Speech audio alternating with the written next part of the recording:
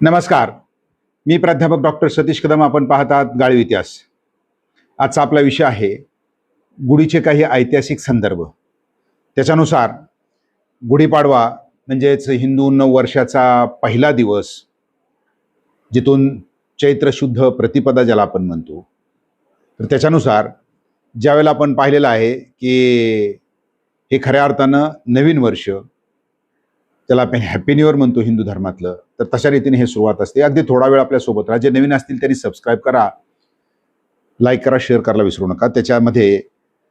तर हे पाहत असताना खऱ्या अर्थानं गुढी हा जो शब्द आहे, म्हणजे ज्याला आपण काठी उभा करणं किंवा काठी हा शब्द इतिहासामध्ये येतो, तर हे कशाकरता आणि याचे संदर्भ कुठं आहेत, तर हे काही महाराष्ट्रामध्येच गुढी उभा राहते अशातला भाग नाही आहे, किंवा नवीन वर्षाचं स्वागत महाराष्ट्रात होतं असं नाही. तर विविध राज्यामध्ये सुद्धा गुढीचा हे आपल्याला परंपरा, म्हणजे गुढी म्हणण्यापेक्षा नवीन वर्षाची परंपरा त्या ठिकाणी आढळून येते. त्यामध्ये आपण बघितलं असेल, आंध्र प्रदेश आणि कर्नाटक असेल, तेलंगणा असेल, त्याला उगादी म्हटलं जातं. राजस्थान, हरियाणामध्ये थपना म्हणतात. हिमाचल प्रदेशमध्ये चैती आणि काश्मीरमध्ये त्याला नवरेह म्हटलं जातं. म्हणजे हे नवीन वर्षाचं स्वागत आहे. म्हणजे महाराष्ट्रामध्ये गुढी एक पारंपरिक पद्धतीनं उभा केली जाते. महाराष्ट्र म्हणण्यापेक्षा ज्या ठिकाणी मराठी बोलीभाषा आहे, साहजिकच आहे की जिथं शालिवाहनांचं राज्य आहे त्या ठिकाणी गुढी उभी करताना आपल्याला आढळून येते. मग पुन्हा म्हटलं जातं की गुढी दुसरीकडे का नाही? त्याचं कारण आहे की हे कृषक ज्याला आपण म्हणता येईल, तर त्याचं आगमन आहे आणि त्याची केलेली जी पूजा असेल प्रतिकात्मक, यानुसार गुढी आपल्याला दिसून येते. त्यामध्ये वसंत ऋतूचं आगमन सुद्धा आहे आणि भूमातेचं स्त्री रूपात केलेले पूजन आहे. तर हे पाहत असताना आपल्याला पहिला जो संदर्भ सापडतो गुढीचा, तो आहे साधारणतः 11व्या शतकातला. इसवी सन 1105 मध्ये महात्मा बसवेश्वरांच्या साहित्यामध्ये एक जो उल्लेख आलेला आहे, ओढे थरू बंदडे गुढी तोरण व कट्टी, म्हणजे शरणांचे जिथं आगमन झालेलं असेल तर त्यावेळेला गुढ्या उभा करून त्यांचं स्वागत करावं, अशा प्रकारचं वर्णन हे आपल्याला कन्नड साहित्यात आढळून येतं. याचा अर्थ असा होतो की साधारणतः 11व्या शतकापासून या देशामध्ये गुढी उभा करायला सुरुवात झाली असं आपल्याला त्या ठिकाणी दिसतंय. याच्यावर गाळीव इतिहास नावाचं माझं एक पुस्तक आहे, त्याच्यामध्ये सुद्धा मी गुढीपाडवा एक चॅप्टर त्याच्यामध्ये किंवा एक प्रकरण घेतलेलं आहे. तर या प्रकरणामध्ये आपण पाहिलेलं आहे की याच्यामध्ये अनेक अशा प्रकारचे उल्लेख त्या ठिकाणी आलेले आहेत. चोखामेळ्याचा ज्यावेळेस आपण उल्लेख करतो, चोखामेळ्याने आपल्या अभंगामध्ये उल्लेख केलाय, टाळी वाजवावी गुढी उभारावी, वाट ही चालावी पंढरीची. संत ज्ञानेश्वरांच्या जो ज्याचं 13वं शतक आहे ज्ञानेश्वरांचं, ज्ञानेश्वरीच्या 14 अध्याय क्रमांक 4, 6 आणि 14 मध्ये जे वर्णन आहे गुढीचं, त्याच्यामध्ये ते म्हणतात, अवधर्माची अवधी तोडी, दोषांची लिहिली फाडी, सज्जना करवी गुढी सुखाची उभवी.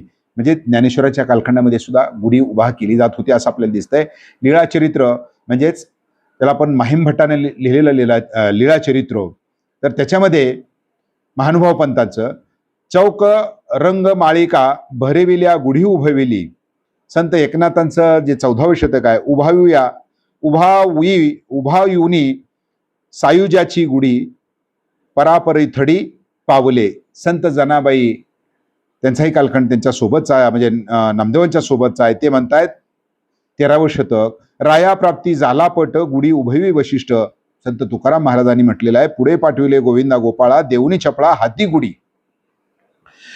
तर याचे आपल्याला इतिहासातले नेमकं संदर्भ कुठं आहेत हे ज्यावेळेस आपण पाहतो, तर त्यावेळेस आपल्याला दिसतंय की शिवकालीन पत्रसहार संग्रह खंड क्रमांक 2, म्हणजे शिवकालखंडातला एक जो उल्लेख आलेला आहे, तर तो उल्लेख आहे चैत्र शुद्ध अष्टमी शके 1596, म्हणजे 4 एप्रिल 1674, म्हणजे राज्याभिषेक जवळ आलेला आहे शिवरायांचा. त्यावेळेचा उल्लेख जर आपण पाहिला तर इंग्रजांचा एक दुभाष्य आहे, त्याचं नाव आहे नारायण शेणवी. तो 24 मार्च 1674ला रायगडाला आलेला आहे आणि त्या ठिकाणी रायगडाला भेट देत असताना तो म्हणतोय, मी ज्यावेळेस रायगडावर गेलो तर त्यावेळेला मला समजले निराजी रावजी पंडित, म्हणजे शिवरायांचे एक जे मंत्री आहेत, तर ते गुढीपाडव्याकरता 28 मार्च 1674 आपल्या घरी गेलेले आहेत. म्हणजे शिवरायांच्या कालखंडामध्ये सुद्धा तशा प्रकारचा उल्लेख इथं आलेला आहे की त्यांचा जो काही एक मंत्री आहे ते गुढीपाडव्याकरता घरी गेलेला आहे. म्हणजे शिवरायांच्या कालखंडामध्ये गुढी होती. त्यानंतर आहे मराठ्यांचे स्वातंत्र्य युद्ध. डॉक्टर जयसिंग पवार सरांनी जे वर्णन केलेलं आहे 2 मार्च 1700ला, अतिशय महत्वपूर्ण अशा प्रकारचा संदर्भ म्हणून याच्याकडे आपण पाहूया. कारण ज्या लोकांनी संभाजीराजांची हत्या झाली म्हणून गुढीपाडवा साजरा करू नये असे जे मधल्या कालखंडामध्ये एक अतिशय घातक निंदनीय अशा प्रकारचा जी आरोळी किंवा पुढी सोडली होती त्याच्याकरता एक अंजन घालणारा हा संदर्भ आहे. म्हणजेच ज्यावेळेला संभाजीराजांच्या हत्येनंतर राजाराम महाराजांनी कारभार केला 10 ते 11 वर्ष, तर त्याच्यामध्ये वर्णन काय बघा. ज्यावेळेस छत्रपती राजाराम महाराजांचं निधन झालं 2 मार्च 1700ला, तर त्यावेळेला छत्रपती राजारामांचे निधन झाल्यानंतर त्यांच्या जी पत्नी आहेत महाराणी ताराबाई साहेब यांनी वाक्य जसेच तसं वापरतोय, मुद्दामहून मुहूर्त काढून आपले चिरंजीव दुसरे शिवाजी यांना 10 मार्च 1700ला चैत्र शुद्ध प्रतिपदेच्या म्हणजे गुढीपाडव्याच्या मुहूर्तावर मंचकारोहण केले. म्हणजे राज्याभिषेक न करता छत्रपती राजाराम महाराजांच्या निधनानंतर त्यांच्या पत्नी शिवरायांच्या सुनबाई यांनी आपल्या मुलाला म्हणजे दुसरे शिवाजींना गादीवर बसवण्याकरता राज्याभिषेकाला वेळ नाही म्हणून मंचकारोहण कधी केलंय तर गुढीपाडव्याचा मुहूर्त साधून. म्हणजे गुढीपाडवा जर अनिष्ट असता संभाजीराजांच्या निधनानंतर तर त्यांच्या भाऊजींनी गुढी तशा प्रकारचा सण साजरा केला नसता. हा किती मोठा संदर्भ या ठिकाणी आपल्याला सापडतोय. त्यानंतर मराठ्यांच्या इतिहासाची साधने खंड क्रमांक 20 विका राजवाडे यांचा, तर त्याच्यामध्ये त्यांनी वर्णन केलेलं आहे की शके 1552 म्हणजे 1600चा जो उल्लेख या ठिकाणी आपल्याला सापडते 1630च्या आसपासचा, त्याच्यामध्ये ते म्हणतायत की ग्रहणकाली कडत जोशी यासी प्रतिवर्षी पासोडी एक व गहू गुड्याचे पाडव्यास कुडव देऊ. म्हणजे ग्रहण लागलं असेल तर तिथल्या असणार कोणी जोशी असेल तर तशा प्रकारचं त्याला दान करावं हे वर्णन त्याच्यामध्ये आपल्याला दिसतंय. त्यानंतर तशाच प्रकारचं वर्णन आपल्याला कासाराचे घरी गुडियाचा पाडवा व चैत्र पुनिव कुलधर्म करील ते हाक उपवन फळावर येईल तेथी तिघे वाटून घेणे. म्हणजेच एकंदर गुढीपाडवा त्या कालखंडामध्ये साजरा केला जात होता तेही आपल्याला याच्यामध्ये दिसतंय. तर अशा रीतीने एकंदर म्हणजे आपण जर पाहिलं असेल संस्कृती कोश भारतीय संस्कृती कोश खंड क्रमांक 3 मध्ये वर्णन आहे. शालिवाहन शकाच्या कालखंडामध्ये गुढी उभा केली असं म्हटलेलं आहे.